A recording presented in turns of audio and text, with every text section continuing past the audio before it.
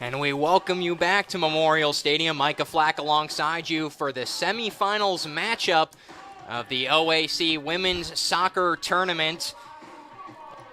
Otterbein did not win the regular season after a 1-0 loss to John Carroll late in the season, but a 3-game win streak in their final 9 games went 8-1.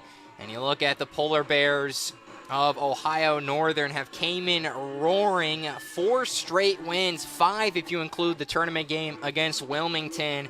And you might say the record's 9-8-1, but in the month of September, the Polar Bears went 2-6-1, but played 4 teams ranked inside the Division III top 25. And their record inside the conference is what got them here, 7-2 in the conference. Otterbein emerged 1-0 in the regular season matchup a month ago, getting a goal from Morgan Summers. She has been one of the top scorers, scored 6 times, her most in a season since her freshman year. And her, Anjali Anderson, and Kaylin Adelman have scored 6 times to lead the Otterbein offense. Anderson has 58 career points entering the night. And you look at ONU, Haley Cannon of Oregon Clay in high school has led ONU with 10 points on the season. And now we go to the Polar Bears starting lineup. The goalkeeper, the freshman, will be number 0, Morgan Muller. The forward, senior, number 2, Jill Roberts. The junior forward, number 3, Elizabeth Pierce. The midfielder, the junior, number 6, Emma Bowman. The sophomore defender, number 8, Claire Wiseman. The midfielder, the junior, number 10, Alyssa Beckett. Number 13, the midfielder, the senior, Emma Cook. The senior defense, number 21, Kate Helton. The defender, the senior, number 22, Bree Strauss. Number 29, the junior midfielder, Julia Flanagan. And number 30, the senior, Kylie Cabana. And they'll look to try to hold off the Otterbein Cardinals. And now you take a look at their starting lineup. In goal to be Ella Schwartefeger, had 6 saves a month ago against the Polar Bears. The goalkeeper, the sophomore from Lewis Center, right down the road. Number 5, the forward senior, Morgan Summers. Number 8, the defender, senior, Payne Kaufman. Number 14, Sierra Clemens. And number 17, Casey Ladderback. 18, Bailey Zanella. Number 19, Cameron Earl. Number 20, Aubrey Zanella. Number 21, Kaylee Holtz.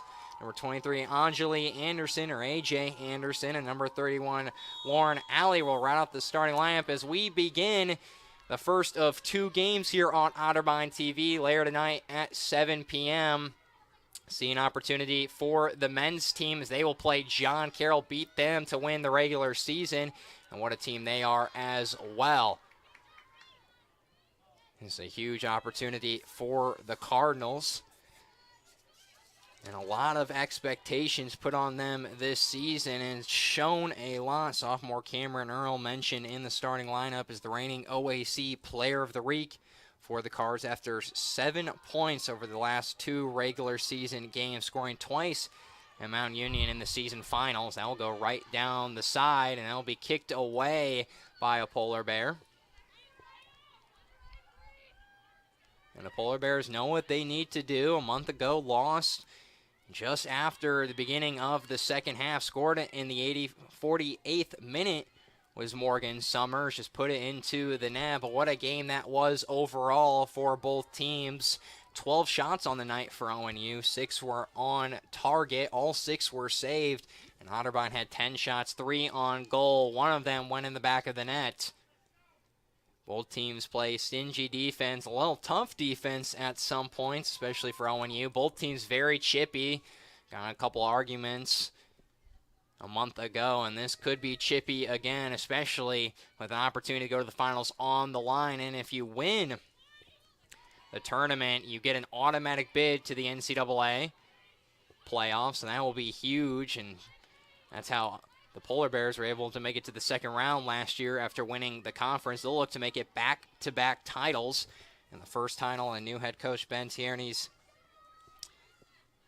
season. And pushing it into the box is the Cardinals. Just no one there right along the L.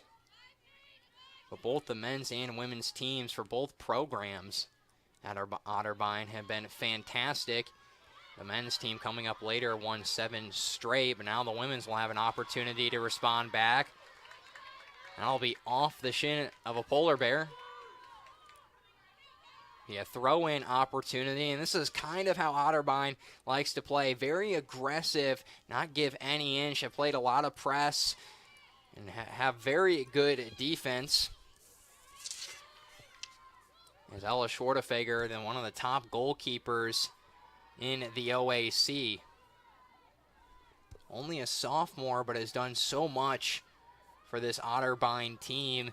Her statistics have been phenomenal. Only a .62 goals against average, 49 saves for an 86% save rate. That'll be well down the line, chasing it, and unable to get there is an Ohio Northern player. And she'll be a key part tonight, as she was a month ago. Both teams are going to try to keep it tight.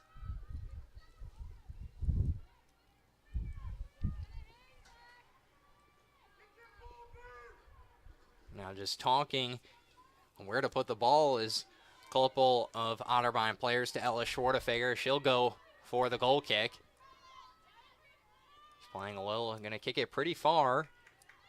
Right about to the 40-yard line, and that will be picked up by an Otterbein player. They're going to look to try to just pass it around, maybe do a little bit of a triangle, just figure out how to spread this ONU defense. That's going to be huge in this game, as ONU really playing a tight press.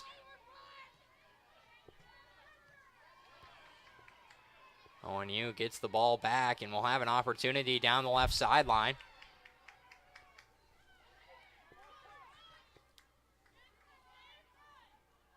And almost a collision by ONU. Two players were looking at it. Just not a good pass. An ONU player gets the foot up, though, and tries to drop the trajectory on it.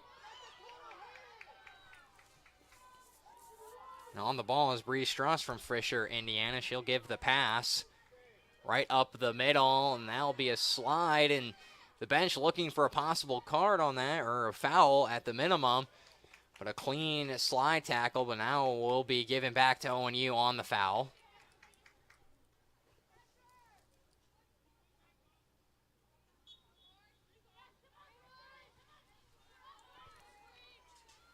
You talk about what both of these teams have done in years past.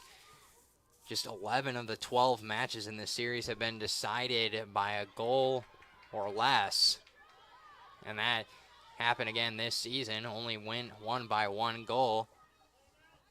As the Polar Bears escaped Otterbein in penalty kicks during this semifinal round last year. This is the second time these teams have played each other in back-to-back years in the semifinals, tying 0-0 before a 4-3 edge in the shootout. We'll see that today. Not going to have any ties in the playoffs. Someone's going to go out with a win. As a player is down for ONU and slow to get up. Now Otterbein will have possession as they run down the field. And just getting it out in front.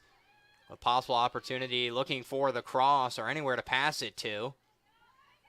And that'll be taken and hit off the defender's cleat, and a good stop by the Polar Bears.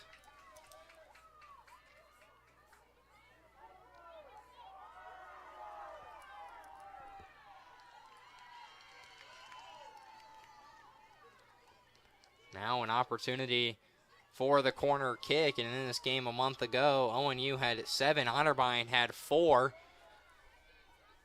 Both teams get a lot of shots off. Otterbein close to about 16 shots a game. Now they'll have an opportunity on the set piece.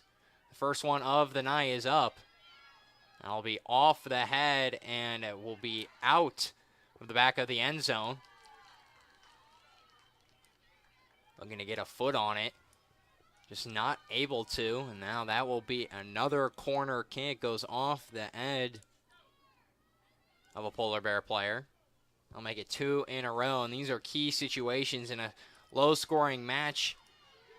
That could maybe be. These set pieces will be crucial.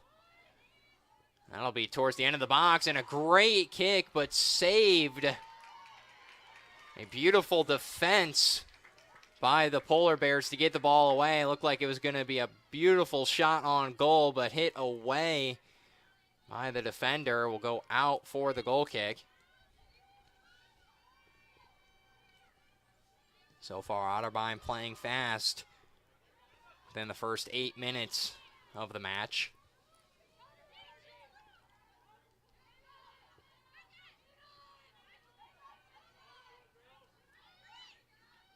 Polar Bears just moving it around. Now will be kicked towards center field. Will be off the head, but back is Otterbein. They have 3 defenders back wide, and that will be kicked to Ella Schwartefeger. And Schwartefeger having a career year as a sophomore. Had a 90.97 goals against average a season ago. Down that by about 30%. This has been one of the best defensive units in all of the OAC. A couple shutouts so far this year, and it's obvious how good they've been on both sides of the ball.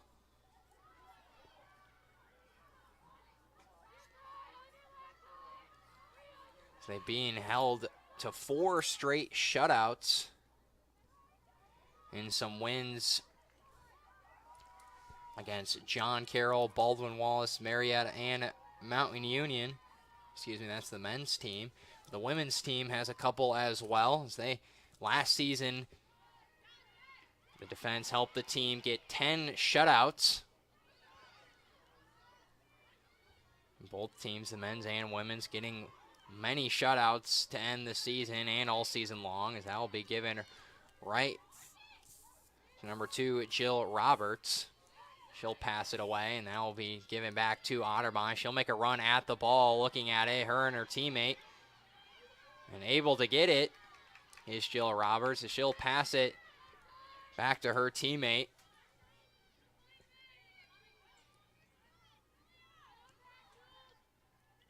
She's playing the patient approach.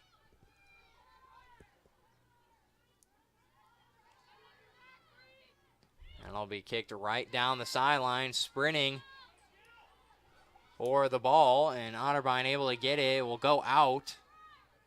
And it'll be a throw-in opportunity.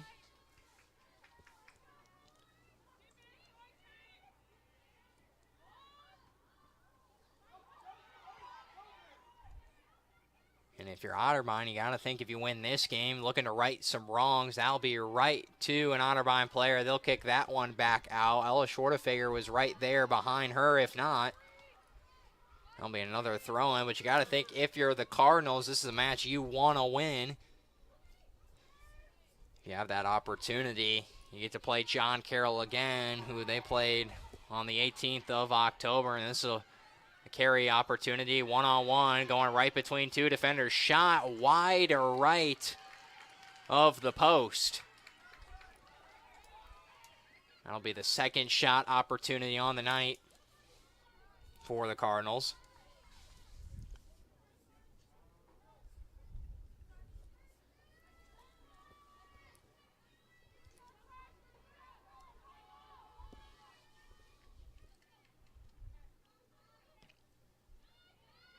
Hit right back up, looking for the header was Otterbein. That will be hit out again, not able to get the touch on it. I'll go back to Owen here. They'll just sky it in the air, looking to get it out of their territory, as that will be a little bit of a free-for-all. Right down the right sideline is Ohio Northern. Looking very comfortable so far. This game they lost. They know what they need to do to beat Otterbein, having played them and lost in a close and contested matchup. Otterbein came into this as the number 2 seed, 8-1 in the conference. The only loss was against John Carroll. And that was a tough goal. There was a lot of controversy and consideration. Was it an own goal? Was it actually just a screamer and got a little bit off the crossbar, then goes in, just not able to get to it was Schwartefeger. But nonetheless, John Carroll, what a season they have. Came in as the number 1 seed. They'll play Baldwin Wallace, and if they win that game, whoever they face in this game, they'll have to travel to John Carroll and the Blue Streaks, as they'll look for a title that won't be between Otterbein and ONU. This will be the second time since 2016 that a team not named the Cardinals or Polar Bears would win the OAC tournament. John Carroll looks to do that. An amazing season they had coming into it. There's a lot of question about kind of what the top 3 would look like. Most of it's been all Capital, ONU, and Otterbein, and all of those teams performed very well in the regular season, but John Carroll just kind of blew onto the scene. Really a dark horse entering the season. Not really much to expect from them, but just rattled off some key wins, beat Ohio Northern, then came in and beat Otterbein, one of the top teams, and that will be a foul. Just kind of getting the shove was the Polar Bear player, and that will be given right back to them. Now just about 15 minutes into this game, and been a slow one so far. Both teams just looking to find any inch of room. Both defenses have played phenomenal so far. That's kind of what you expect from both of these teams. And that'll be a shot right over the top. Ella Schwartefeger reaches her glove up. Doesn't look like she got a hand on it. And what a beautiful shot on the free kick by Ohio Northern. Worth going for it, and very close to getting a corner opportunity if a hand gets on it.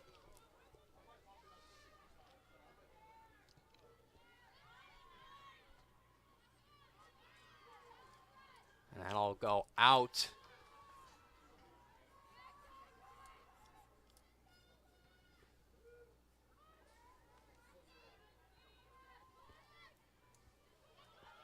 Now that will be looking right down the middle, and 3 Polar Bears are on it. As running out was the goalkeeper, Morgan Muller, to maybe try to make a play on the ball. Luckily, it goes wide to the left. Now off the Polar Bear, and a 3rd corner opportunity for this one. Otterbein will raise the hand and go for the kick. That'll be right in the middle.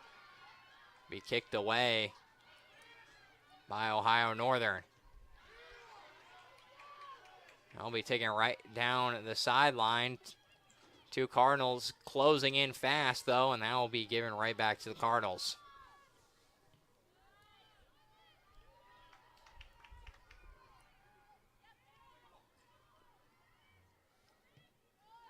Just looking to move it around and create some space.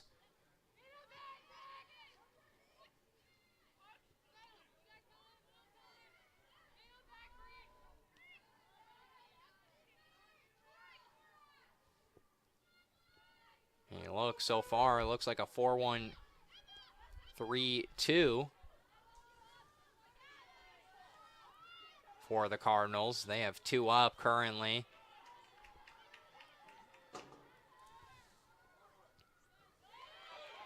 As the Polar Bears look to make contact on the ball, a missed kick will be taken right back to the defense, kind of trying to spread it out, look for any inch of room.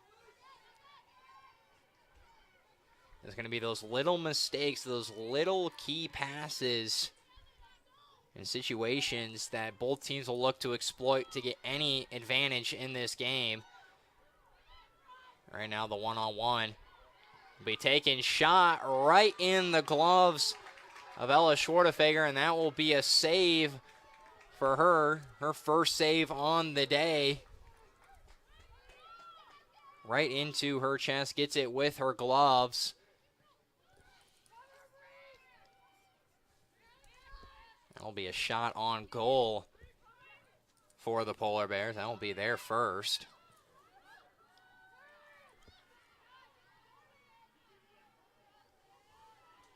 As the Polar Bears gaining confidence, have held possession of the ball mostly in Cardinal territory for fast couple minutes. As only one is back deep, and now a little bit of a collision. We'll hear the whistle be blown as both players kind of exchange little taps on the back, just kind of showing a sign of respect. Both teams play very chippy. 12 fouls in the first game by ONU. 2 yellow cards late in that game as well for the Polar Bears. And then 6 fouls for the Cardinals. Both teams really a huge rivalry. Not too far from each other either, about 2 hours away. And for whoever wins this game will have an opportunity to represent the OAC in the NCAA tournament if they can win on Saturday.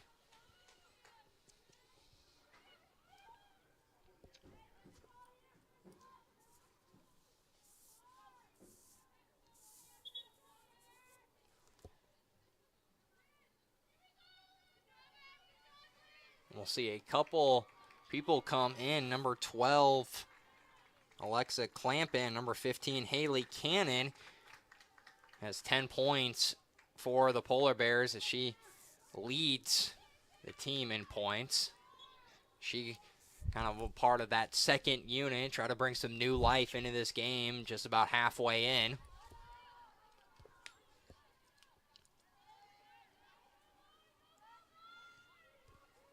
And you look at what some of the top players have done for the Polar Bears. Alyssa Beckett got the only goal to help them defeat Wilmington, and that got them where they are now. And then Haley Cannon as well, and a huge part for them. 4 goals on the season for Alyssa Beckett. Had 8 last year and then 4 in 21 going into 22 season. But the Cardinals have just been all around successful on either side. Anjali Anderson, Morgan Summers, and Kaylin Anwalin have all scored 6 times to help lead the Otterbein offense.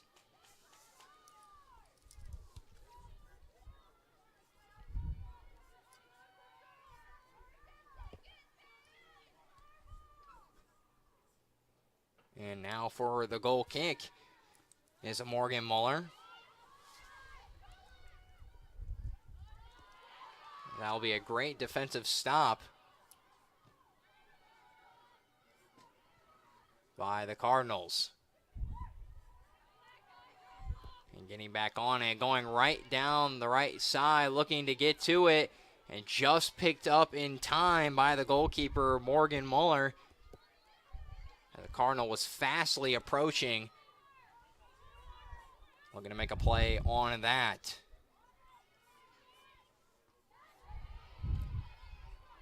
And Anjali Anderson, you just look what she's done her Otterbein career. Had 16 points in 21 and 22 for combined 32 points. And this season has been one of her best. Has 6 goals, ties her best in 2021, but 8 assists, her best over any of the 4 seasons she's played in. Only coming close to it was 2022 when she had 6 assists, but has gone up by 2 every time. 2 assists in 2020, 4 in 21, 6 in 22, and now 8 in 23.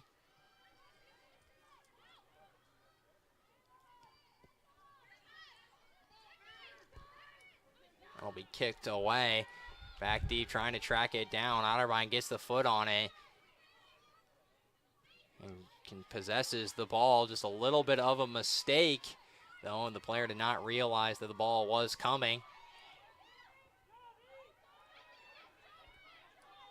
Now one-on-one, trying to figure out where to go with the ball. Just no space to work.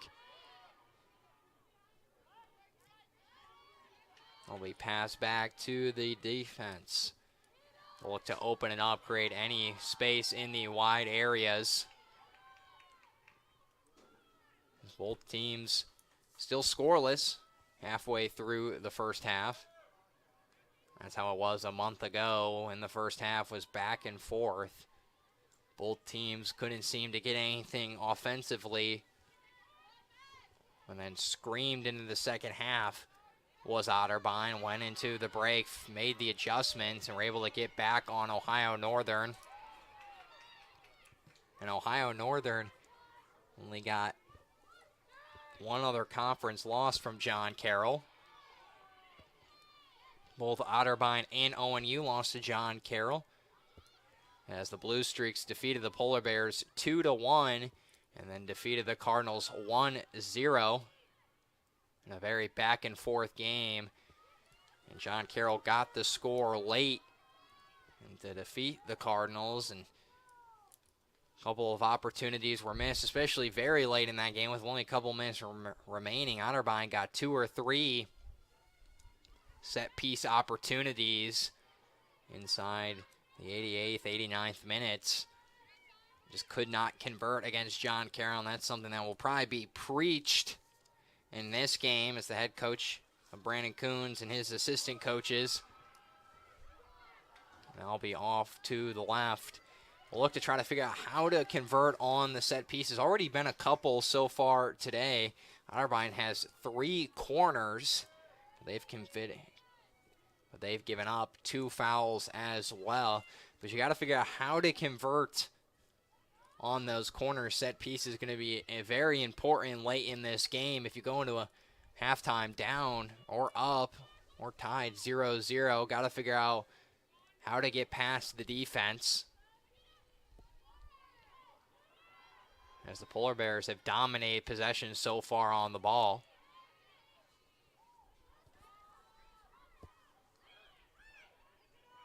Just taken to middle areas.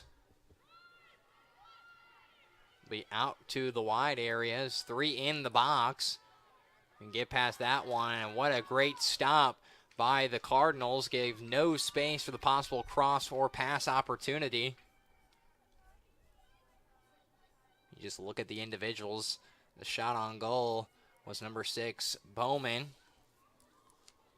from Novi, Michigan. The junior midfielder got the only shot on goal for the Polar Bears. And the other shot came from Kylie Cabana, the senior from Dexter, Michigan, both Michigan natives. And only 2 shots from the Cardinals. Both not on goal is Cameron Earl, the midfielder / forward. And then number 23, Anjali Anderson. Both have gotten a couple of looks at the goal, but none of them have been on goal. One of them was wide right, and then the other one went off the foot of a defender to the left. And both of those led to some corner attempts. Not able to produce on them. One of those corner attempts, though, did look very good, getting foot on the ball. Looked to whip it in the back of the net.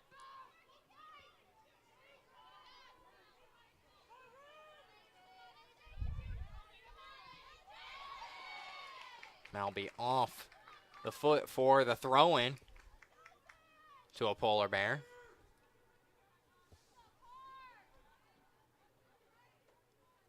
Looking to figure out how to create any opportunities, and they're going to get one here. That'll be passed outside to the left, and the goal for the Polar Bears. That will make it 1-0. A beautiful pass right to the center of the box, puts it in the left corner. Diving for was Ella Schwartefeger, but not able to get anything on it. And a huge momentum boost and shift into the Polar Bears' favor. And a big goal there, the one-on-one opportunity towards the left post. Brings it back to the middle. And a great shot opportunity, and getting that goal was number 29, Julia Flanagan. That will be her first goal of the game. And now Otterbein looking to try to figure out how to reclaim unlike other health the title or the game here and try to get possession back in their favor, looking to even it up. Still have plenty of time, got a whole second half and under 19 minutes to go. There's Julia Flanagan. That's her first shot on goal. One opportunity to put it in the perfect position. Now the Cardinals will look for an opportunity, and that will be taken right back to the left side. Getting the ball scooped up in the basket is Morgan Muller.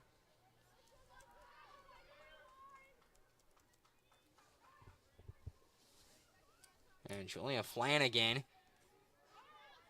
that will be her third goal on the season. That'll make it 6 points now for her. A huge opportunity now for the Polar Bears. Can play a little bit more aggressive now having the lead. Just the one-on-one take. Pass back. And the assist came from Jill Roberts, the senior forward, and she passes it right back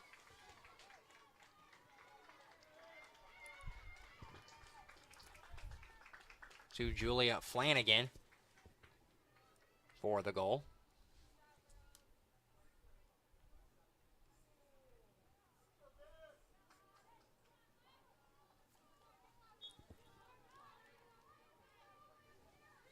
And now the throw-in by number 21, Kate Helton. Will be taken back by the Cardinals. That will be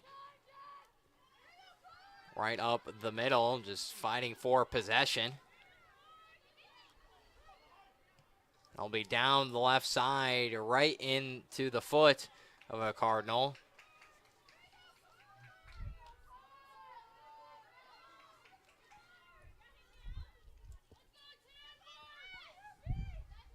I'll be headed out.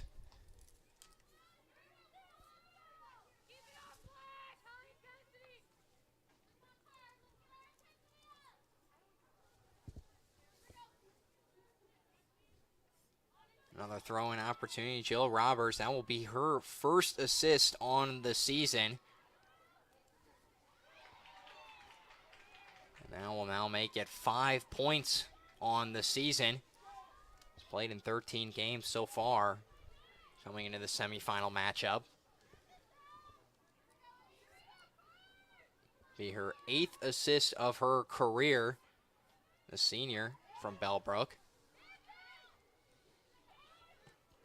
That'll be a shot, and that will be right to the hands of Ella Schwartefeger. Shot on goal, good twist on it to bend back. And Schwartefeger, just nothing you can really do there. Great pass by Jill Roberts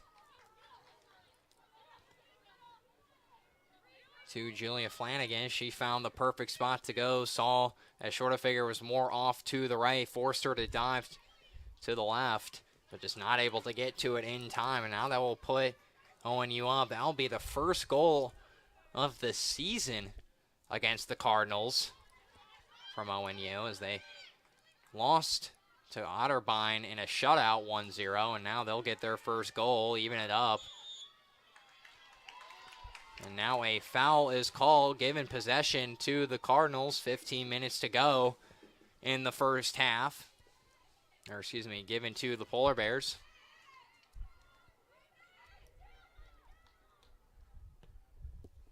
As I'll be down the left side, out of bounds for the throw-in.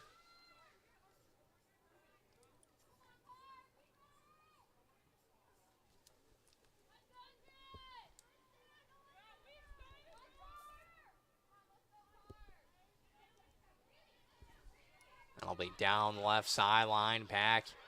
Getting it is one Polar Bear. Luckily, the Cardinals will get it off the chest.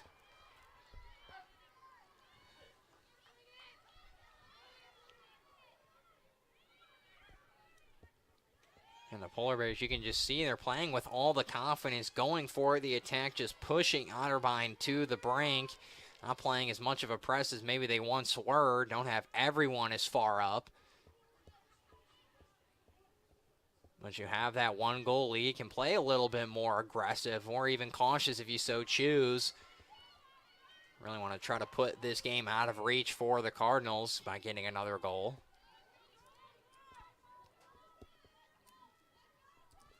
Cardinals, though, have had a couple opportunities Just not been able to make anything of them. 3 shots, none of them have been on goal. As 2 of the 3 shots for Ohio Northern were on goal. One of those goes in by Julia Flanagan, a junior from Dublin, Ohio, not too far from here.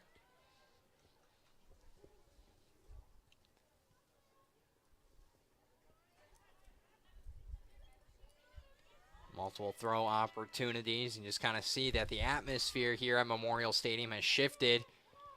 The fans are not getting as rowdy. That will be right back to the Cardinals as the Polar Bears chasing it down, just showing the aggressiveness as they are not letting up. I'll be headed right down the middle. I'll be out again for another throw. That'll be in Otterbein's favor.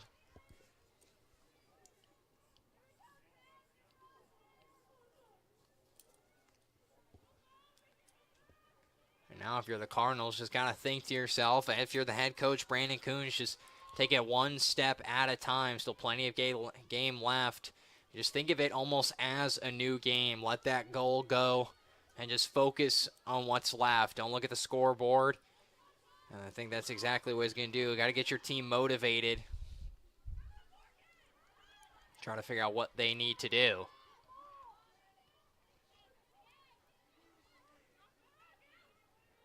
The Cardinals just not been able to find space.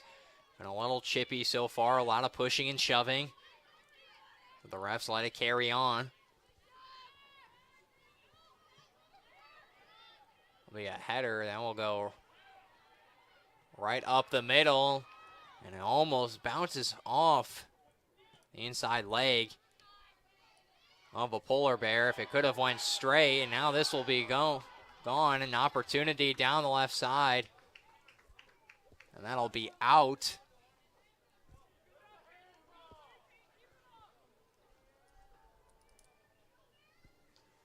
Just playing high, and Ella Schwarzenegger will go for another goal kick. She's just got to try to get back in her zone after a goal goes past her. Not much she could do on that. And had a one-on-one scenario and took it perfectly was Flanagan.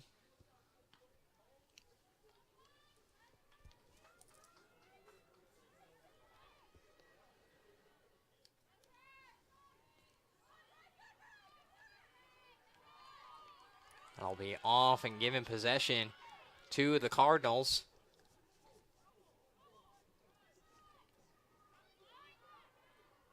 Now, the Polar Bears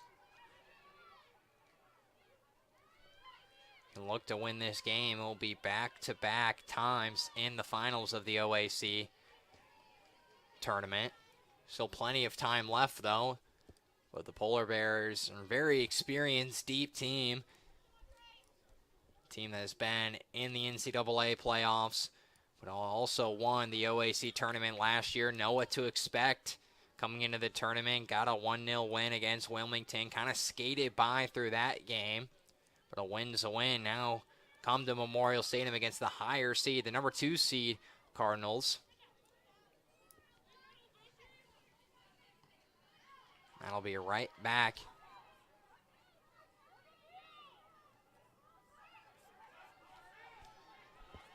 That'll be given up to the middle, stolen away by the Cardinals. You look at what this playoffs has looked like coming in. It was number 1 through 6 seeds. 1 was John Carroll, 2 was Otterbein, 3 was ONU, 4 was Capital, another very good team in the conference. 5 was Baldwin Wallace, and then 6 was Wilmington. Those were the 6 teams that qualified for the OAC tournament.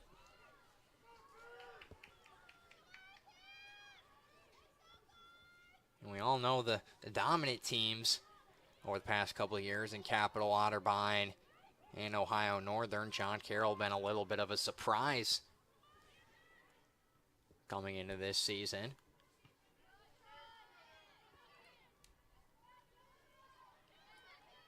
And ONU just continuing to play aggressive a little bit in the 15, 16 minute mark. Kind of saw that they were dropping back, and we'll see a couple subs come on. Number 20, Alana Casey, the senior forward from Beaver Creek, will come on to the pitch. And alongside her was number 9, Caroline Hennigan, the freshman defenseman from Delaware. That'll be pushed up the middle, just no one there. And then a little hesitation by Otterbein player. And maybe could have had an opportunity to stick with it and get the ball, maybe go push up the field. And only one up, though, for the Cardinals. Not really much you're going to be able to do there unless it was a one-on-one opportunity. As ONU has everyone back and then plays everyone forward when they have possession, especially in Otterbein territory. Just continuing to keep Otterbein off balance, have them against a wall as we're under 10 minutes to go in the first half. And if you're just joining us, ONU gets the first goal off the assist by Jill Roberts and the goal given to Julia Flanagan. And that put Polar Bears up to start the semifinals, one of two, as John Carroll will face Baldwin Wallace later today at 7 p.m. Whoever wins that game will face the winner of John Carroll and the Yellow Jackets of Baldwin Wallace.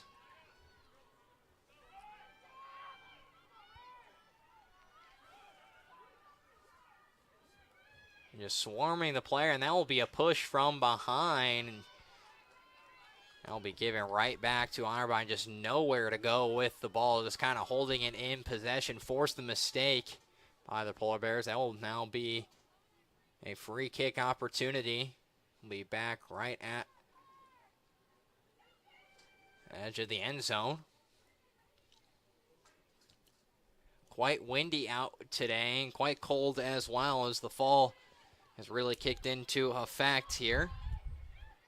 It's a 50 degrees in Westerville. And nice and sunny, but windy. And that'll be right up the left side. Opportunity with a couple in space. And that will be the cross and off the end. And that will go in for the score off the right post bar. But that will be directed right towards a player. And that'll go into the left side again. And that extends the lead. And what a huge goal score opportunity for the Polar Bears with under 7 minutes to go in the first half. And a huge curve back to the left side, goes off the bar, and coming out to try to get it was Ella Schwartefeger, and then goes right to the foot of a Polar Bear, goes into the back of the net. That'll be the second goal now of the season. Second goal of the game. And that will be given to number 10, Alyssa Beckett. That'll be her first shot on goal. Now she will join Julia Flanagan as the two Polar Bears to score this game. Now really put pressure on Otterbein to score.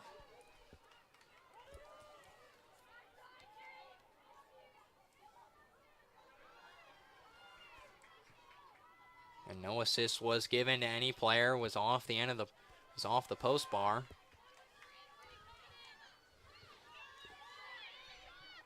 Now with under 5.5 minutes to go, Otterbein will need to work fast, try to get any momentum to go into the second half. And it might be a good idea to just try to play safe here, not allow the Polar Bears any more opportunities. Already given up 2 goals. Want to try to go into the half, only down by 2. Want to try to get any momentum back.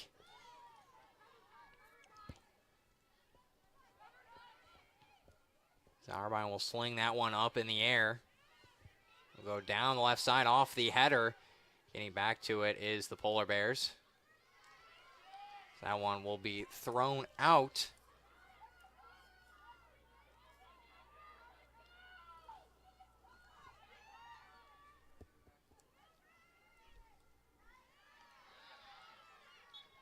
Another throw-in opportunity. The whistle is blown.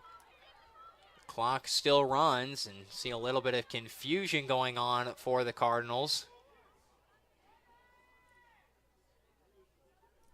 As they roll the ball out, the clock continues to run, just trying to figure out what's going on. Now we'll see. I'll go back out.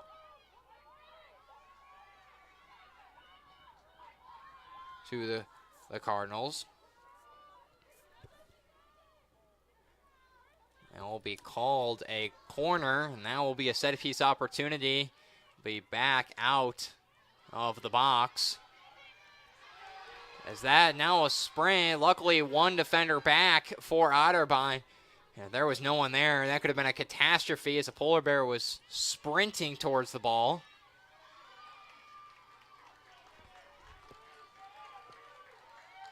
Now a throw-in for the Polar Bears, under 3.5 minutes to go.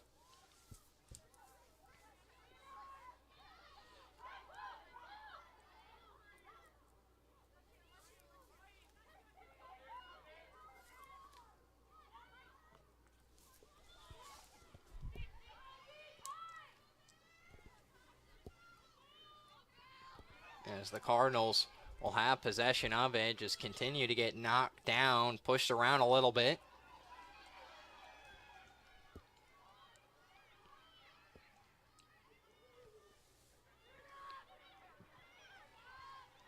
As the Polar Bears looking for another opportunity here to score again.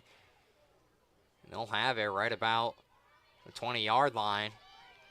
And just continuing to figure out how to defeat this women's squad. And that'll be right into the hands of Ella Schwartefeger. And I think even if she didn't get it, it was going to go off the end of the bar. It didn't look like it had enough curve on it to even get into the goal, but still nonetheless a good save. As the Cardinals look for any momentum here, they get the ball though, 3 up wide. That'll be off the end of the cleat of a Polar Bear.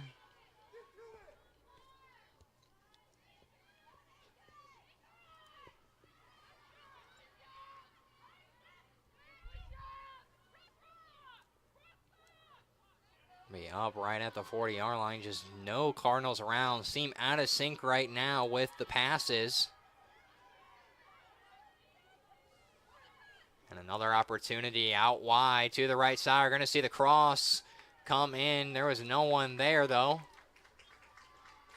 Now it'll go back out for a corner. Under a minute and a half to go in the first half. And grabbing it will be number 6, Emma Bowman, the midfielder. She'll have the corner kick. Raises the hands. The ball is up.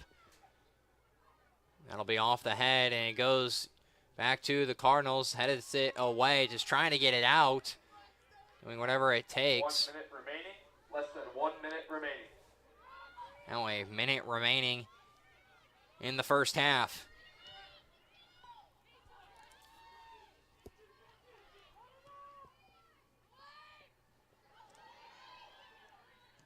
Polar Bears will hit that one away to the defense of the Cardinals.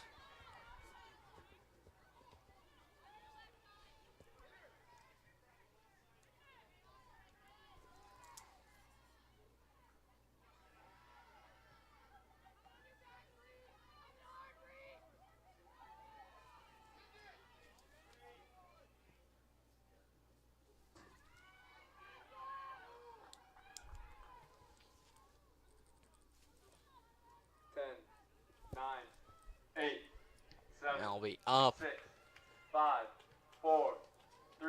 And give it right to the midfield line, and that will end the first half. ONU will go into the locker room up 2-0 against the Otterbein Cardinals. 2 goals, one for Alyssa Beckett and one for Haley Cannon.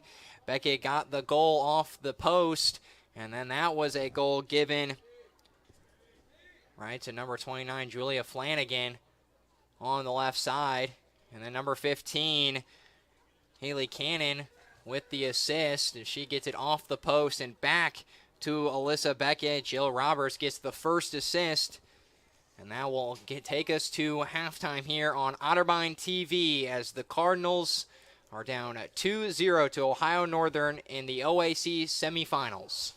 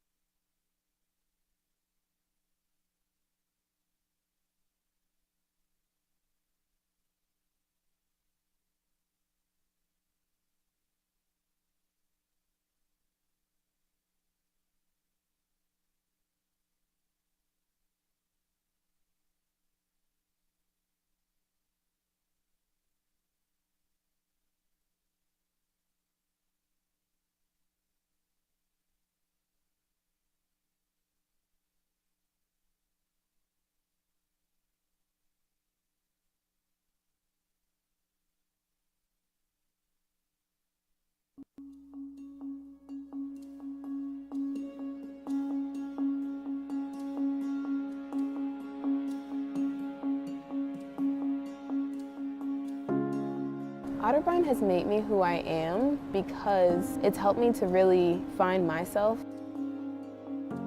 Otterbein has given me lots of opportunities to kind of flourish.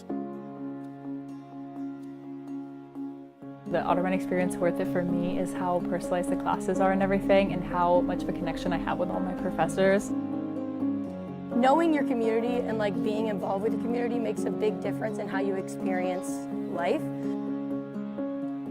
I'm really grateful that I got to meet all the amazing faculty and staff here and those who took a chance on me. It made me feel very comfortable. I was able to do things I would typically not do. You get to know your professors, and I think that's something that I love the most. Otterbein has definitely made me a lot more confident in myself. The greatest things about Otterbein is it really gives you that chance to stand out and make a difference.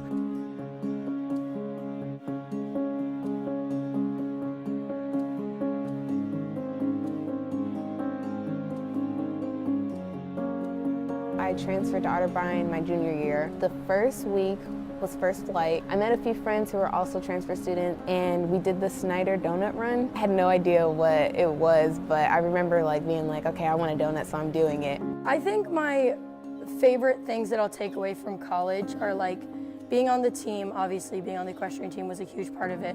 I did a bunch of things that got me involved, so I'm proud of myself in that because I wasn't very involved in high school. It was such a big accomplishment for me to be just recognized on the homecoming court. The reason why I applied was not only for myself, but I also wanted to represent people of color in the court as well.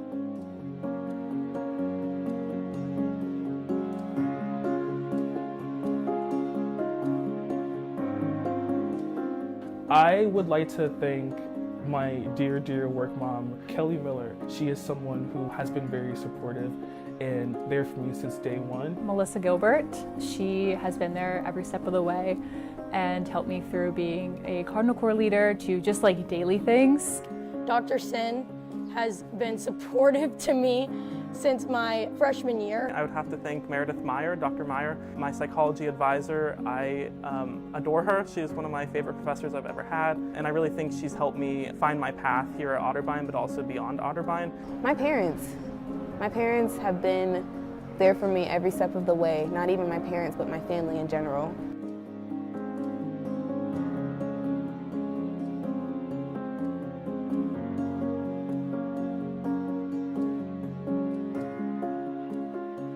whoever donated this gorgeous, gorgeous animal. I love him dearly. All the horses that we have here that are owned by Otterbein have been donated, and we can't do this without generosity. I want to say to all the donors that have supported me, thank you so much. I was very fortunate to receive the Opportunity Scholarship. I am now able to pursue my dream of becoming a college counselor in the future. I would say to a donor, thank you for donating to our campus and giving us many opportunities that we've had. And I don't believe I would be where I am today without the donations from donors. Thank you for all the donors and all of what their support also means, and it gives us a lot of opportunities. You belong here. Trust me, there's a place for you here at Otterbein University. I was scared to transfer, but it really was one of the best decisions I've made in my college career. Coming from a small town, I think coming to Westerville has given me the chance to meet people from different backgrounds, which has helped me find new ways of thinking and new ways of understanding the world around me.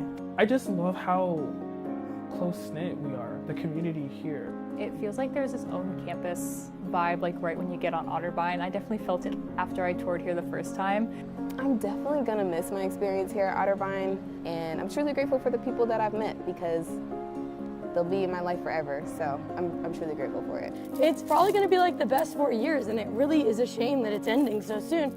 During COVID, we lost 2 years, so I think that it ends so soon.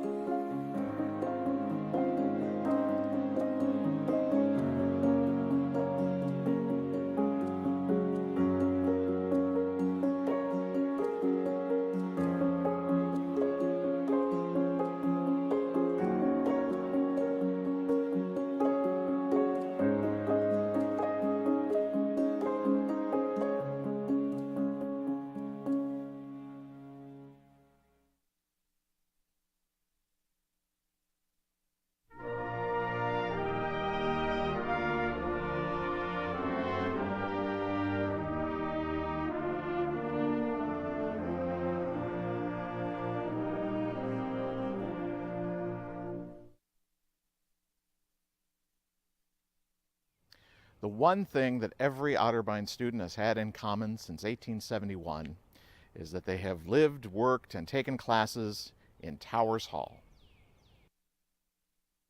When the building was built, it had circular wooden staircases to get from floor to floor. We are told that the children of the janitors who used to live in the basement would frequently climb to the top of the building and slide down the banister.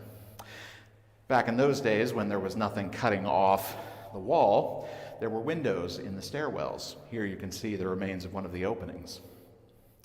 An interesting story about the staircases.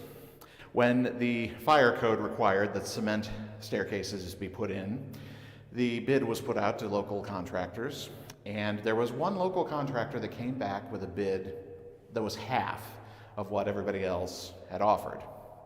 They were a respectable business. There was no reason to think that they were cheating the university, so obviously that's the one that we went with. It turns out that they only gave us an estimate for one staircase, not the two that were required. However, it was their fault, not ours, and so they made good, and for that reason, we got two staircases for the price of one. Here on the second floor, there's a lot to talk about. To my left here is the curved wall that is all the remains of the university chapel. It was interesting in the chapel days that what would happen is the freshmen and sophomores would be banished to the upper balcony because the juniors and seniors, being the serious scholars that they were, wanted to be down on the ground level close to the faculty. These days, I think it's safe to say that the seniors would be in the very back of the chapel up against this curved wall.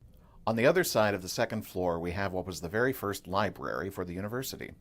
It was first organized by Professor, later President, George Scott, and Tirzah Barnes, Otterbein's first official librarian. Books were cataloged under the new Dewey Decimal System and were available to check out during the 2 to 4 hours each week that the library was open. Originally, there were separate hours for the men and women to use the library, but by the start of the 20th century, it was a coeducational facility. Coming back to the curved wall, this is one of my favorite projects because I can proudly say I had a bit of a hand in it. When Dr. DeVore, our 19th president, was set to retire, we were looking for ways to honor him. And one of the things that we'd always talked about doing was a president's gallery to honor the men who had led this university over the years. So, looking at this lovely curved wall, the last remnant of the chapel, it was decided that this would be the perfect place to set up and create the gallery. The text was written by former President Dr. Thomas Jefferson Kerr, based on a program that he did for the Westerville Historical Society several years prior to that. I pulled together a bunch of photographs, and thanks to the wonderful folks in marketing and institutional advancement, we were able to come up with what they called the surfboards to mount everything. You'll notice that these are reminiscent of the windows that you see throughout Towers Hall. A president goes on the wall after they have retired. Dr. Crendell is therefore the most recent one. Dr. Comerford will not go up until after he is retired. On the third floor of Towers Hall, the university gave the 4 literary societies rooms. That's all they gave them, empty rooms, and said, you can outfit them. At the time of the construction, there were now 4 of the literary societies, 2 for the men and 2 for the ladies. We start down here with the Clyredian room for the ladies, today faculty offices. On the other side, the Philophronian room for the men. This one is today a dance studio. As you walk down the hall, you will notice on both sides large class composites. Back in the days when the school was small enough that you could get the entire university into one frame, it was very common that at the end of the year, everyone's senior photo would go into one of these large composites, and then they would live here in Towers Hall. Finally, at the end of the hallway, we get to the last 2 rooms. The Philalethian Literary Society for the ladies here on the right. Again, this is all faculty offices today. And then on the left, the Philomathian room, the last of the intact literary societies. Let's take a peek and see what it looks like. I hereby call this meeting of the Philomathian Literary Society to order. Of course, if this were a real literary society meeting, I would be woefully underdressed and probably fined about 25 cents, which was a lot of money in the 19th century. On the other hand, as you look around the room and you see the trappings with which they furnished their hall, you have to imagine that it was a pretty lucrative group. The chairs are all original to the early 20th century. The stained glass windows probably predate that into the 19th century.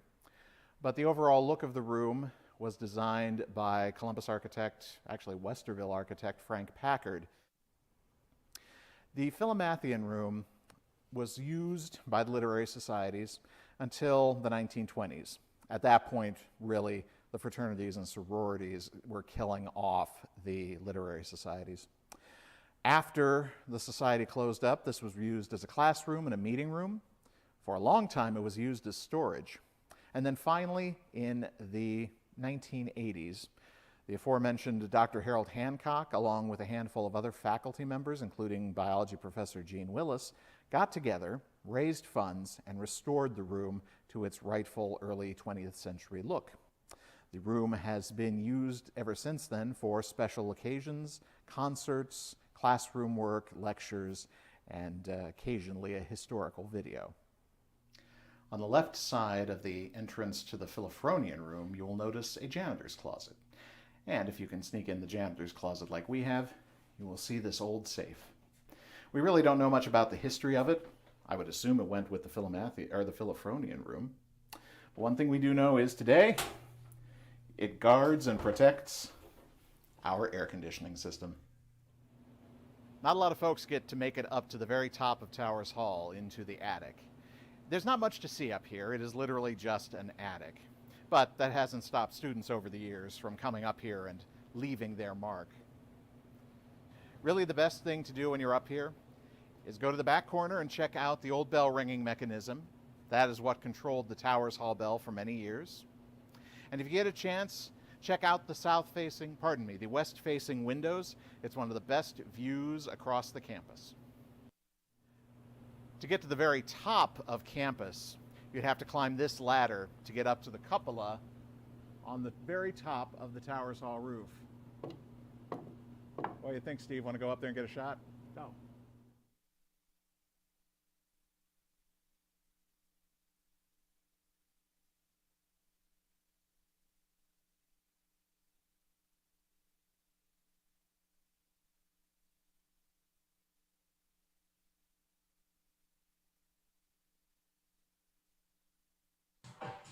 Welcome back into Memorial Stadium as the Ohio Northern Polar Bears are up against the Otterbein Cardinals 2-0. Micah Flack alongside you as that first goal was by Julia Flanagan. Gets the one-on-one opportunity off the assist by Jill Roberts. And then later in the game, Haley Cannon goes for the shot, goes off the right post, back on into the foot of Elena Casey. And she gets the second goal for Ohio Northern. And Ohio Northern looking to make it back-to-back trips to the OAC tournament final. They'll play the winner of Baldwin Wallace and John Carroll after tonight's game. Then on at 7 p.m. on Otterbein TV, have the call of men's soccer, the number 1 seed. So they will take on John Carroll, the men's team who they defeated late in the regular season.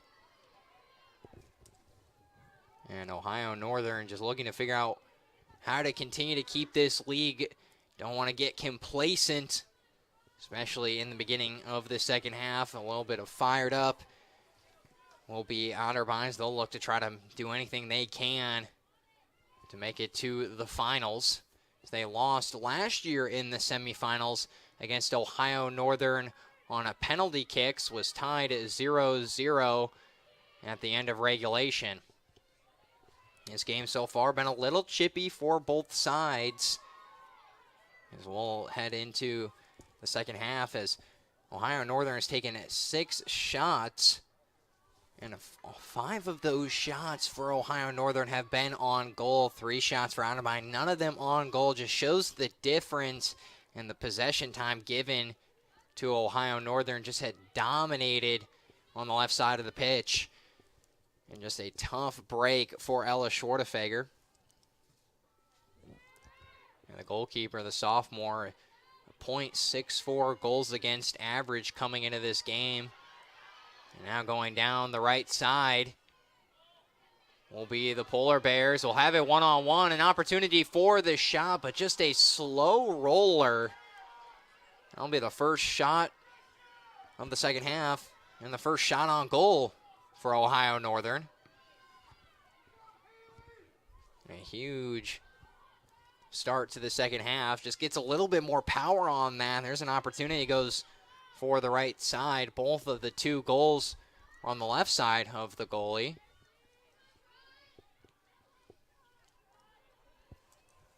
Otterbein came into this game having only lost 1 conference game against John Carroll, 1-0. That was a late score. Had a 3-game win streak coming into this game. Ohio Northern 7-2. Their only 2 losses in conference were against Otterbein in a 1-0 loss last month, and John Carroll 2-1.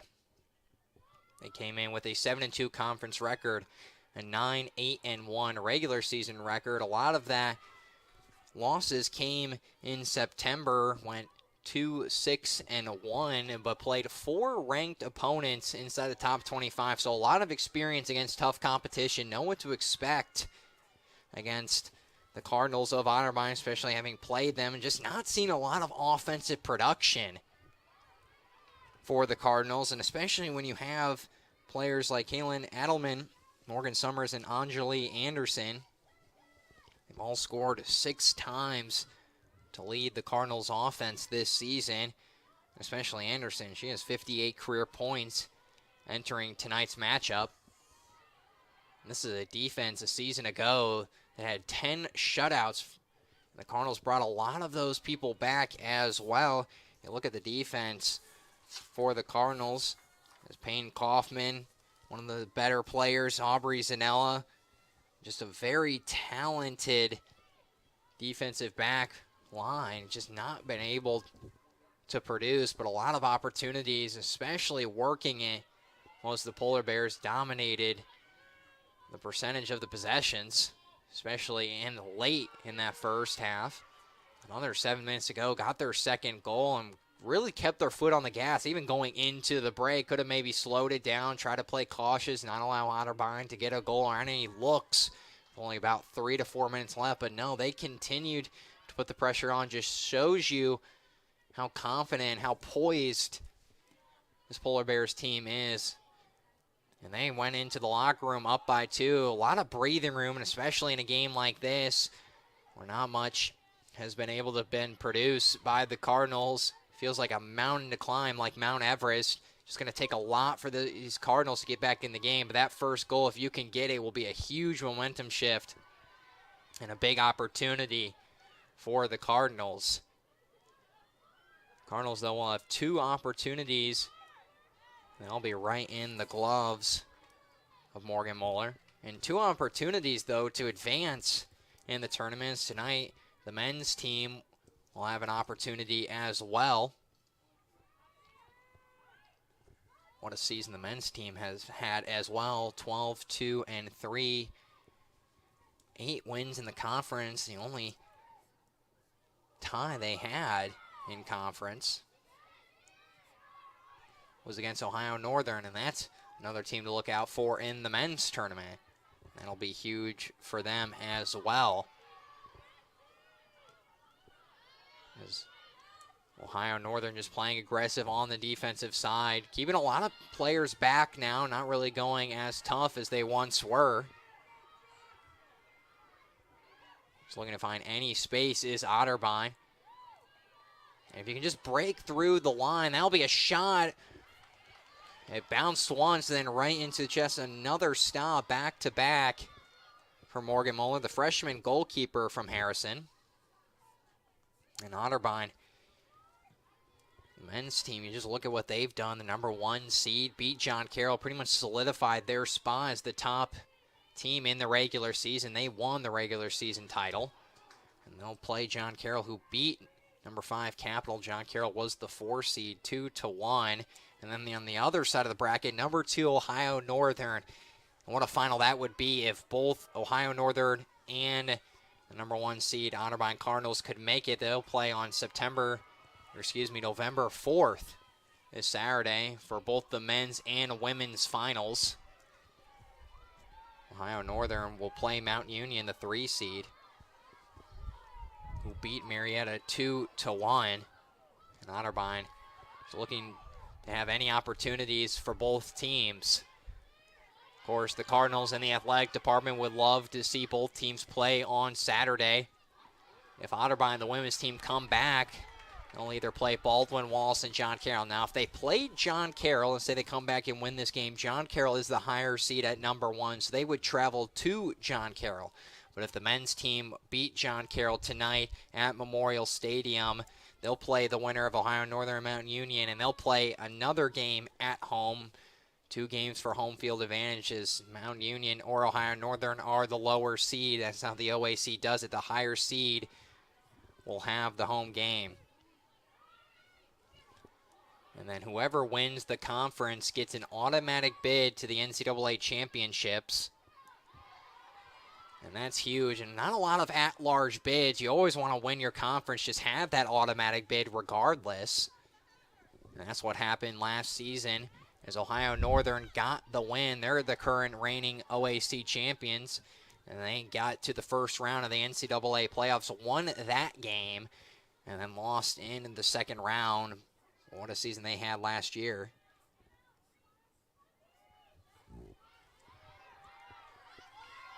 And now this will be an opportunity for the corner to Otterbein.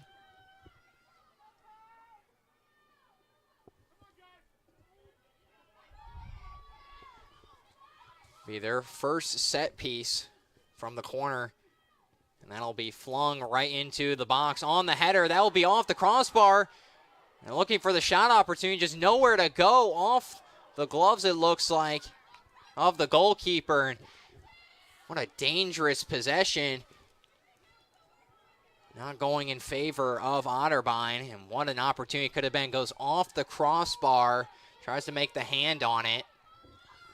And then goes back into the foot. Gets off maybe the gloves, maybe the foot. The polar bear player, not very exactly sure. Hard to see, especially in the sun. But that was a huge missed opportunity that you just want to take advantage of if you're Otterbein, especially if you're head coach Brandon Coons. You definitely want that one back. Just had 4 or 5 girls in the box. Just not able to do anything with it. Now will be place kick, and that'll be number 30, Kylie Cabana. And a scorcher right to about 45-yard line. That will go out. And just look at the corners. 6 corners for Otterbein, and just a huge missed opportunities on really all of them. Just got to be able to figure out how to use your set pieces to your advantage, especially in a game like this. We're not getting really any opportunities one-on-one or face-to-face with the goalie. Got to use those set pieces. Had that opportunity on the 6th one. Just not able to convert on it. And if you lose this game, that's definitely something you're going to think about if you're Brandon Kuhn. 6 corner attempts, and none of them really leading up to anything. Now this will be taken down the right side. One-on-one opportunity. Otterbein just kind of been a lot of pushing and shoving. Seen a lot of ONU players fall to the ground. A lot of Cardinal players been chippy. A month ago when Otterbein won, we saw 2 yellow cards given. One in the earlier stages in the 55th minute to the Polar Bears. Then another one the 77th. And in that game, it was Morgan Summers who got the win for the Cardinals. She scored in the 48th minute, only 4.5 minutes into the game, into the second half. And we'll see another pushing and shoving again, just continuing to be a physical battle.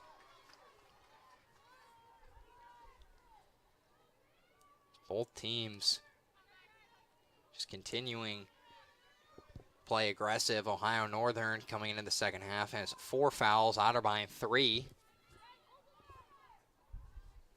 No yellow cards, though. That's huge. Don't want to allow any yellow cards, then get another yellow card another game and just raise the total. Could put them out. That will be right into the hands, and what a save by the goalkeeper, Ella Schwartefeger. Just enough curve going towards top left. Just kind of made a dive for her, reaches up with her hands. And that's exactly what you want to see from your goalkeeper. Not necessarily the best night she's had, but a lot of those really not her fault. Look at the first goal that was given to her. It was a beautiful assist by Jill Roberts to Julia Flanagan, as she had the one-on-one opportunity. Saw Schwartefeger was over to the right side, tried to make a dive for it to the left, but it was beautifully placed.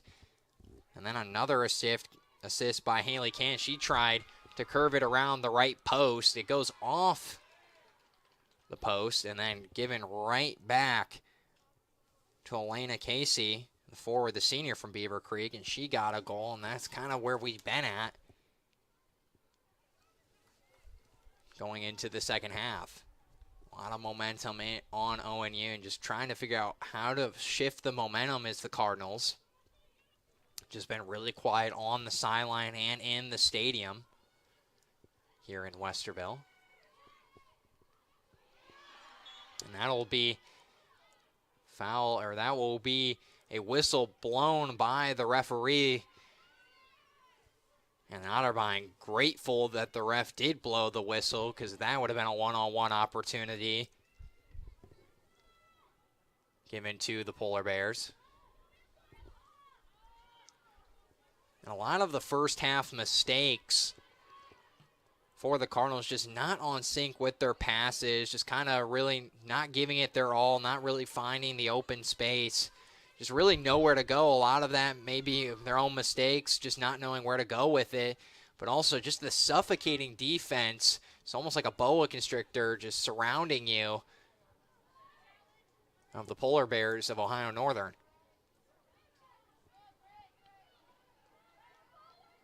That'll be out in the end zone. That'll now be taken for a goalie kick. Just playing now really much slower. You can see the pace has really slowed down a lot for Ohio Northern. Granted, only about 15 minutes into the second half. Things could heat up. Just not a lot going so far. The Cardinals really had the best opportunity to start the second half on a corner. Went off the crossbar, then back Just a couple kick opportunities just did not go in the back of the net.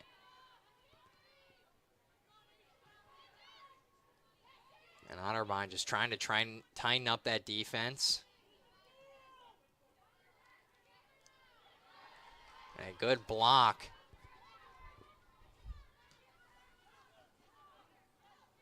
He passed in. And a little bit windy here. Might judge where the ball goes. And we'll continue to just get colder and colder. The men will play at 7. Be in the 40s by the time they get on the pitch.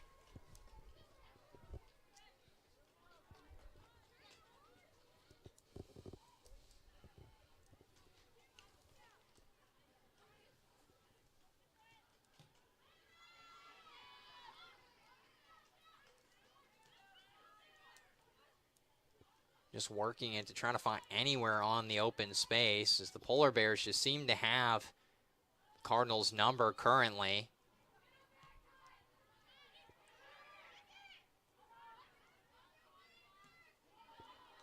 And what a great slide tackle and a save. Going for the original throw was Alyssa Becca, and then coming out was Alyssa Becca, and throwing it was Kate Helton, defender. And a great opportunity by the Polar Bears, just get that away as a Cardinal was streaking down the field. Could have gotten it to them. One-on-one opportunity. And another whistle is blown. And the Cardinals so far this fall just had a very good varsity sports season. You look at kind of what the women's did, especially in volleyball. What a season they had. They went 9-0 in the conference, 21-8 at home. They'll have the OAC semifinal on November 9th. So what a good season for them to round it out and be able to win the conference. They were 8-1 at home, 8-3 away. And then you look at what the men's and women's soccer teams have done. Overall, a good fall season, and looking to get back on track is the women's team currently with soccer. They're down 2-0 to Ohio Northern.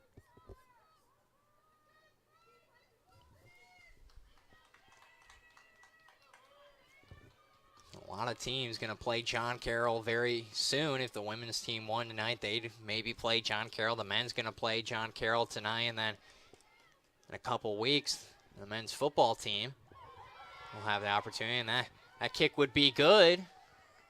Had enough distance on it.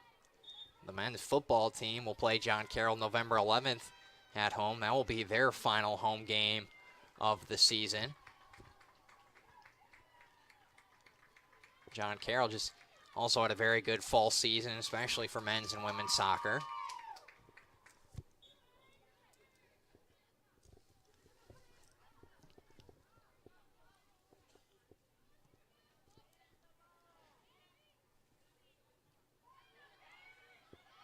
And Otterbein will look to go well down the left side, but just too much power on it. No one was ever going to get to it, and that will go out past the line. That'll be a throw-in for the Polar Bears. And you can see that Otterbein really trying to play up a lot on defense. Really just trying to get any possession. And that'll be crossed in off the head of an unsuspecting player. And it'll be kicked right back to the defense. 3 back for Otterbein. And the Polar Bears just trying to set something up.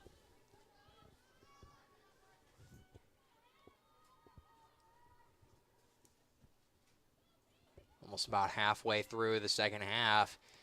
If you're Otterbein, maybe it's time to just open up the playbook. Just be super aggressive. Maybe push everyone up. It might surrender something if ONU can get past it, yes, but you're already down 2-0. You got to look for anything. Play fast, play quick, and play aggressive. Now a sub will come on. See a switch.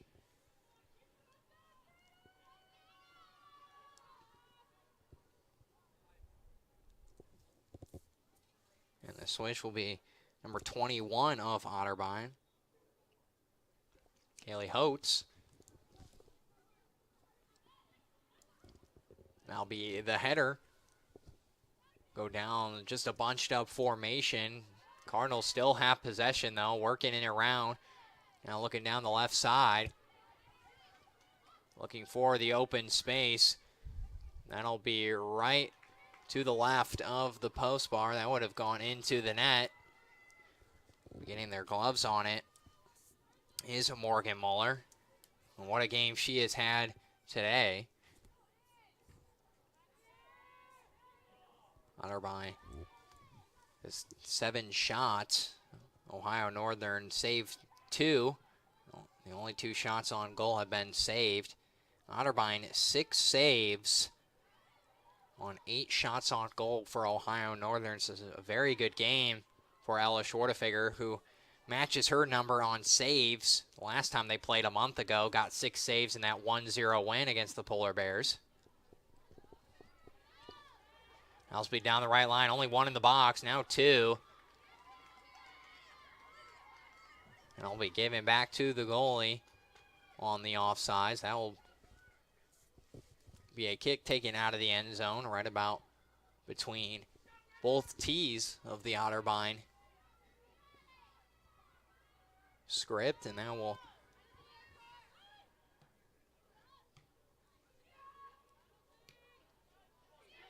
as the Polar Bears thought maybe had it and went off the ankle, just tried to chase it back, and that'll be down the left side. Just too much power. Seen a couple of those happen.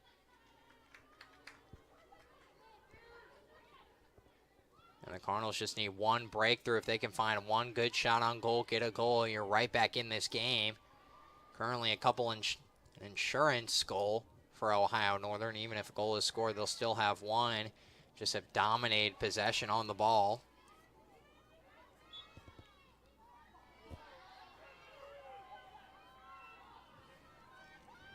And Ohio Northern, both of their shots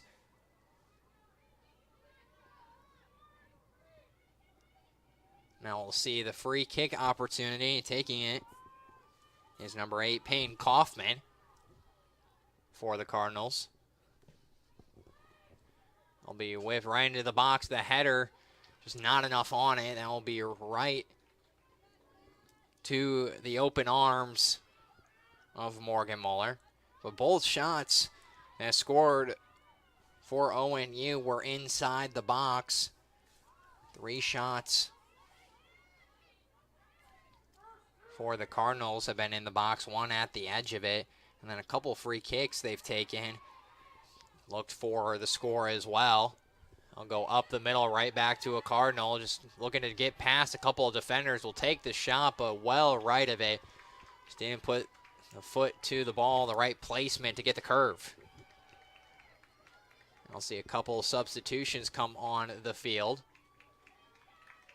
as Ohio Northern needs to play a careful game. You know, you're up 2. There's still 22 minutes to go, so you can definitely let Otterbein back in this game. But at the same time, you want to rest some people as well, because if you win this game, you'll go play in the finals. And if someone gets hurt, especially a key player, that's going to be a devastating blow. So just a game of management for Ben Tierney and his staff. But the Cardinals, and it's worth going all in here, put in their best players, the best situations, and look for any opportunity.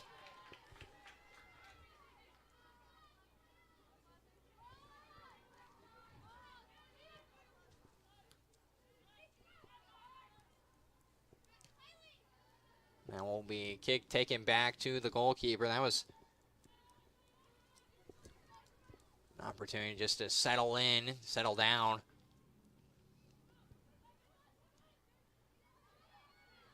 As playing very wide has been the Cardinals. Seen a couple down the middle, but they're just trying to play wide. You want to spread the defense out and create those openings.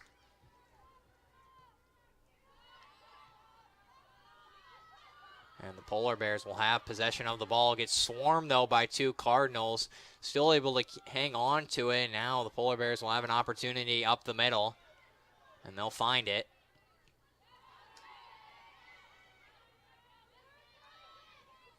Cardinals just looking to get the ball back. Polar Bears had a couple players up the field, just didn't put the right touch on it.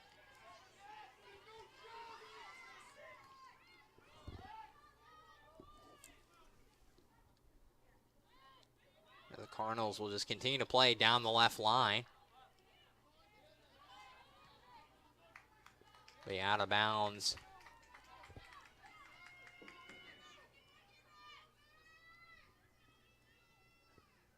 And the Polar Bears just working it around, not really seeing much aggressiveness, but you don't need to when you're up by 2 goals. You saw a lot of that in the first half, just trying to keep it out of their own side of the pitch, just work it around, make the Otterbein players tired. Allow for those openings to come naturally.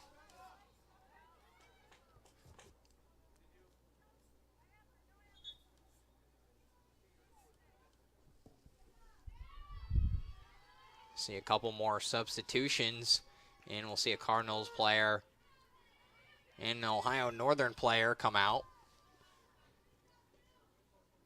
We'll get the bib and walk back to the sideline.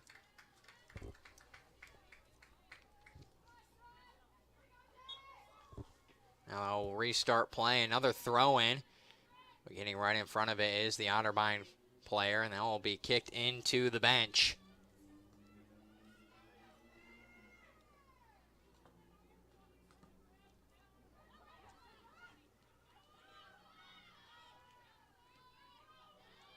Setting up a little bit of a triangle currently right now, looking to go up the field. The Cardinals right there to get it. We saw earlier those substitutions. As Jada Leyland, came out, and in was Morgan Summers, and then Jillian Newland came out as Elena Casey came in for the Polar Bears. And just some substitutions being made. Trying to get some fresh legs in.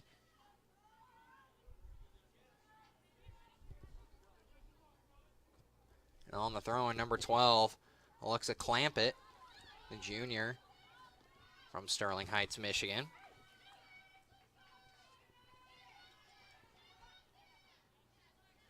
Go out of bounds, another throw-in, just playing slow here, under 20 minutes to go. Just playing very slow, nothing really more you need to do, especially if you're the Polar Bears.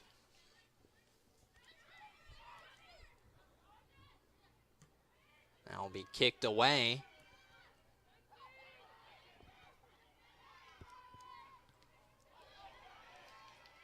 And now O&U will have the ball down the far side. Looked for the through pass. And it got there eventually on the way they expected it to be. And the Cardinals will just get that one out of bounds. Now the throw-in opportunity. Seems like a little bit down the stretch, just starting to run out of gas is the Cardinals. Seen a couple of big opportunities, especially early in this second half, but the Polar Bears have really dominated possession and controlled a lot of it in Cardinal territory. And the Cardinals just starting to run out of gas down the stretch, as that will be a through ball down.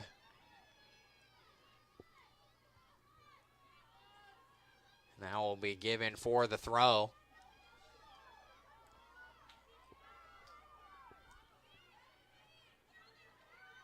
Now will be right down the middle, an opportunity for the shot. Not able to get there. Otterbein gets it out of the way in time. That'll be down the line. Sprinting towards it is 2 players of the opposing teams. That will go out of bounds. And they'll give it for the throw-in. Now in the box. 3 Cardinals just on 1 player. Just had to kick it away. And that will be a corner attempt now. for Ohio Northern.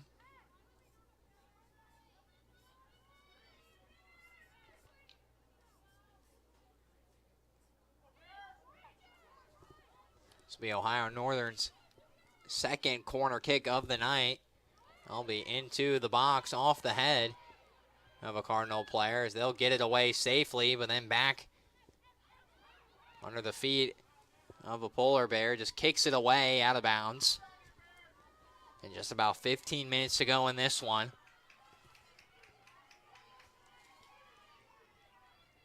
Looking to close out the game is the Polar Bears and make it back to the finals of the OAC tournament for the consecutive year.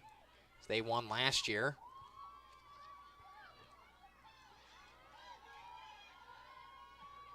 And that'll be off the foot, saved by an Otterbein player. That'll go right down the left side off the foot. That'll be a throw-in opportunity.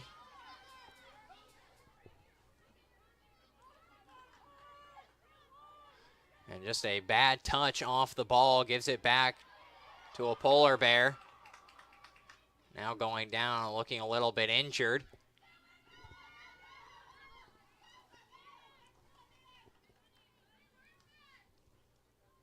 Be another throw.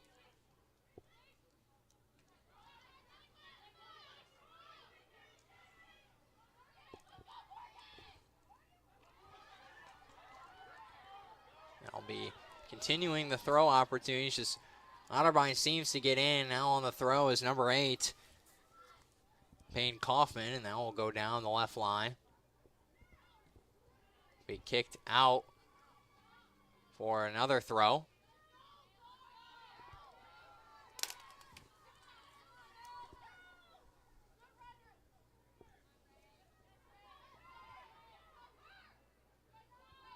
And in the box now, but defended by 3 Polar Bears. Just not able to get through all 3 of them.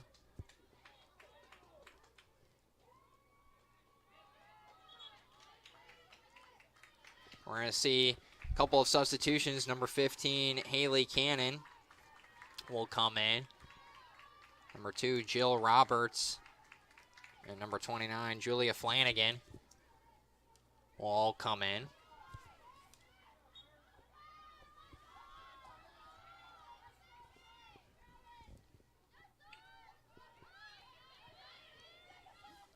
And the Cardinals need to work quickly. Under 13 minutes to go. Need to get a couple goals, try to tie this game up and go into overtime.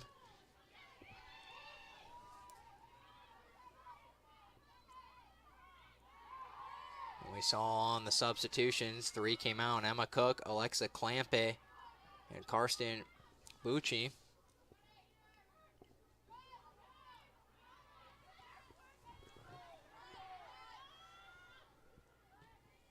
Working it down the right line.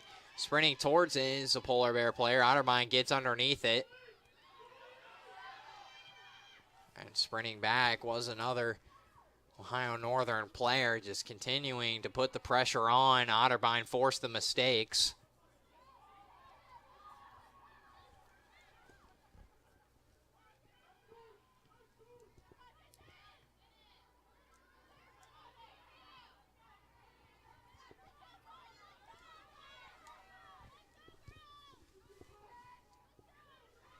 Otterbein looking for any opportunity here. Just try to do something.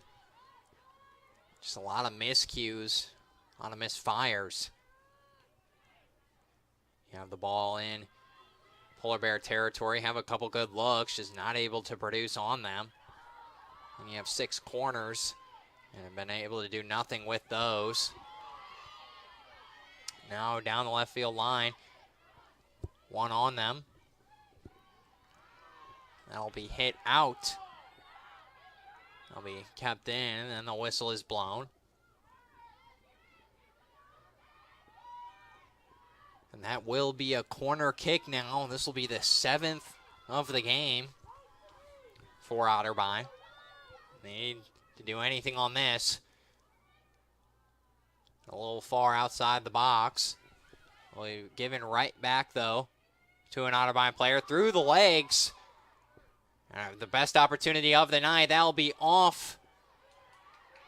Looked like the shoulder, chest part of a player. Another shot opportunity. Just did not get the right touch on it. Goes well right to the other corner flag. That'll now be a throw-in opportunity. And what defense ONU has had. A couple of corners, at least 2 of the 7. Get a couple touches on them, a couple shots, but go off a defender each time. If you can convert in those, you have the game tied now, 2-2. But now under 10 minutes to go in the second half.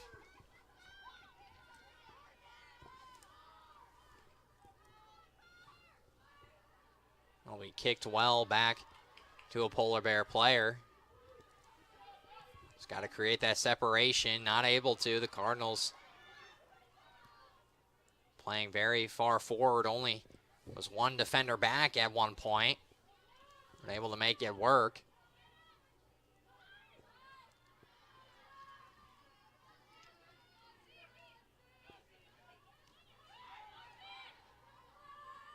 Just cannot find anything up the middle as the Polar Bears.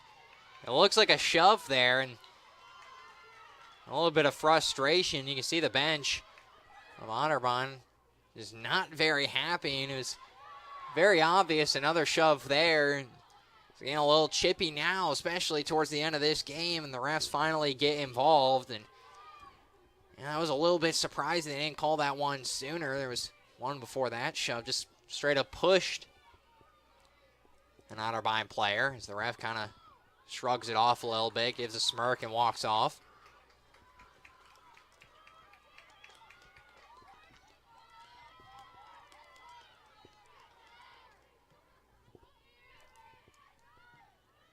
And a great first touch by the Polar Bears, just not able to keep it.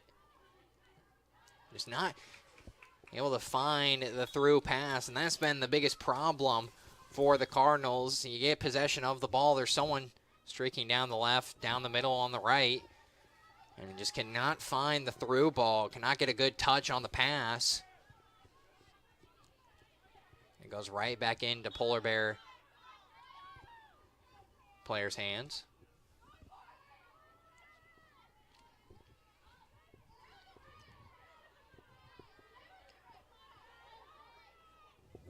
There's a lot of this towards the end of the game. A lot of possession has been for the Cardinals, and that will be off, and that will be another corner kick opportunity. Make it 8 now. And they're actually just going to go for the pass, not try to whip it in, and they'll do it again. That was just too much power on it. Had the right angle, just a little bit less on that. And Otterbein, almost 10 corners on the game. Have 8 now with 7.5 to go.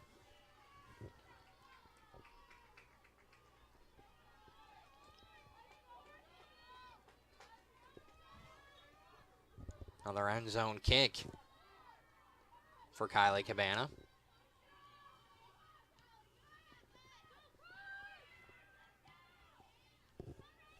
And the Polar Bears looking increasingly like they will win this game as it continues on. Still plenty of opportunities left to at least get a goal in for the Cardinals. But if they win this game, they'll play the winners of John Carroll and Baldwin Wallace. ONU would actually hope it's Baldwin Wallace that wins that game.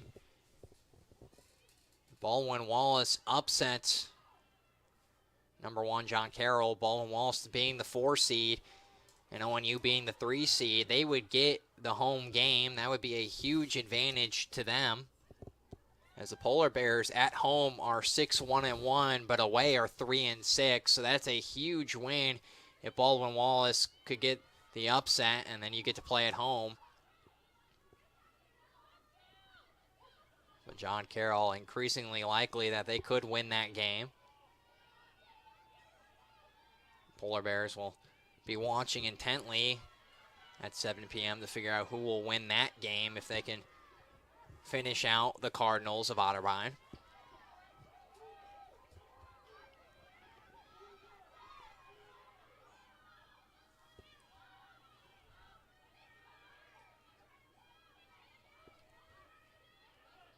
Just keeping it one-on-one right up the middle. Now trying to set up the triangle. Can he get there? Yes, they can. Cardinals will go across to the far side. Have a one-on-one scenario. They'll whip it in, look for the box, and just not able to get there. Getting their gloves on the ball is Morgan Moeller.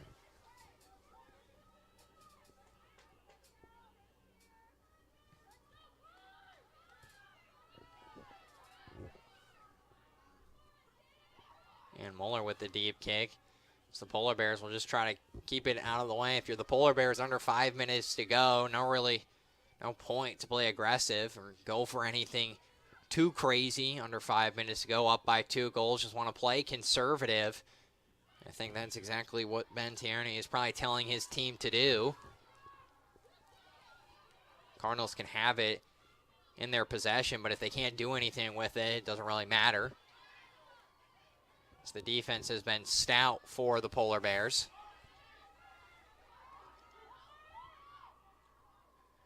It's really been a Polar Bears team all season who hasn't really been able to produce a lot of goal scoring. Their shot percentage was only .082. And their goals a game were 1.3, and they were giving up a goal a game. Their goals against average was 1. Their goals a game average was 1. And that will be another opportunity for the Cardinals, and will go off a defender. 3 shots in the box off of corners. And will go off a defender, and the set pieces tonight have just not been working for the Cardinals, as they'll have 9 corners. What a very huge, impressive win for ONU, playing up, especially on offense, compared to what they've done all season. And on defense, didn't allow a single goal currently. The win streak is 5. They would extend it to 6 if they beat Otterbein, and the season would be over for the Cardinals.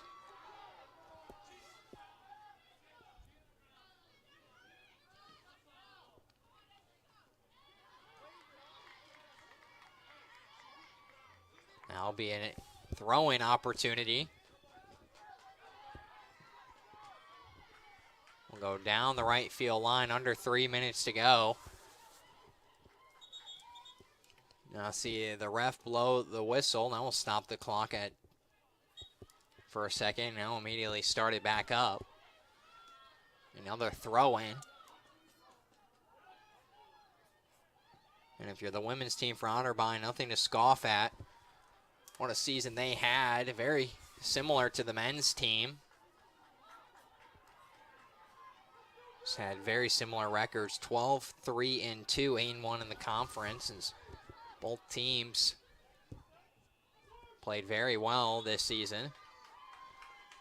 One of them will have another opportunity to try to represent in the championship series in the tournament.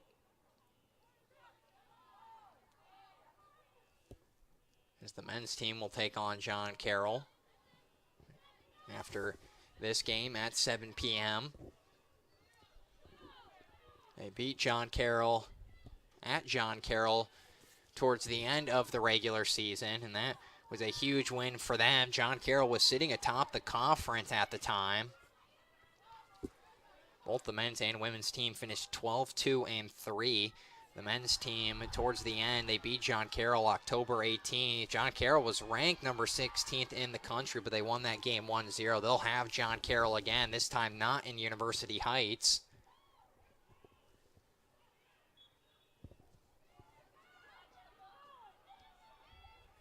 Falling on the ground is a Polar Bear, but able to get up.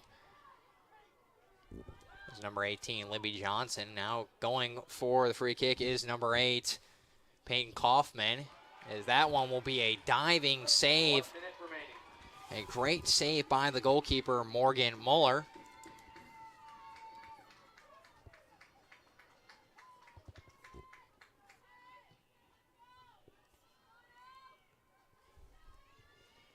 Now a minute to go, this game most likely over.